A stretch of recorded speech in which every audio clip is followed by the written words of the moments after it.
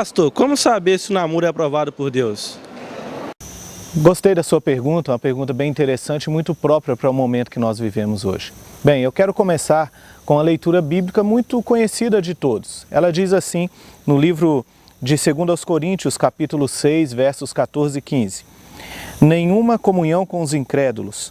Não vos ponhais em julgo desigual com os incrédulos, porquanto que sociedade pode haver entre a justiça e a iniquidade? Ou que comunhão da luz com as trevas? Que harmonia entre Cristo e o maligno? Ou que união do crente com o incrédulo? Bem, quando a gente para pensar nos relacionamentos, especialmente no namoro, a gente percebe que a Bíblia tem um princípio muito claro, que a primeira coisa que devemos procurar em alguém, no nosso companheiro para a vida, é se ele é realmente um servo do Senhor ou uma serva do Senhor e que se faz a vontade dele. Então eu queria dizer para você que algumas questões são interessantes. Primeira questão, seu namorado ou sua namorada é um cristão? Procura viver a vontade de Deus? E quando a gente para pensar nisso, a gente precisa entender que quando a gente entra numa relação de amor, de companheirismo com alguém, esse namoro precisa ser fundamentado no sonho que Deus tem para a nossa vida. E o sonho que Deus tem para nós não é apenas a felicidade aqui, mas a felicidade no mundo maior, no céu, uma eternidade ao lado dele. Por isso é muito importante você pensar nisso. A segunda questão que eu quero atrelar a essa sua pergunta e a minha resposta é o namoro hoje meio diferente no sentido do ficar.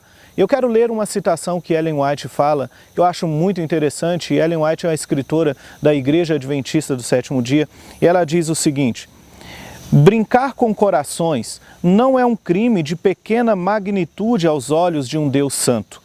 E todavia, alguns mostrarão preferência por moças e lhes despertarão as afeições, e depois vão-se embora e esquecem tudo quanto disseram e o efeito que isto causou.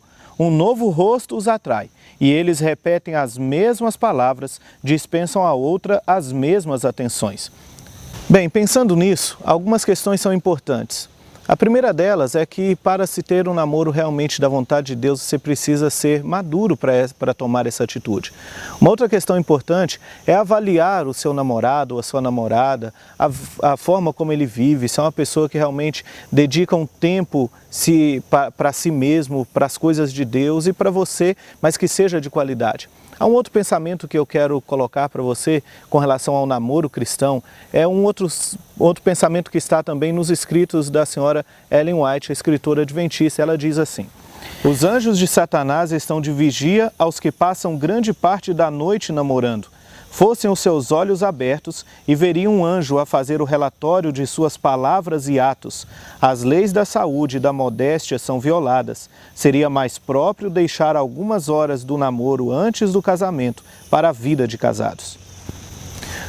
Por isso, meu querido jovem, quando você estiver pensando nesse assunto tão importante, procure a orientação de Deus, nunca se esquecendo que o primeiro ponto é fazer a vontade do Senhor e sonhar os sonhos de Deus para a sua própria vida.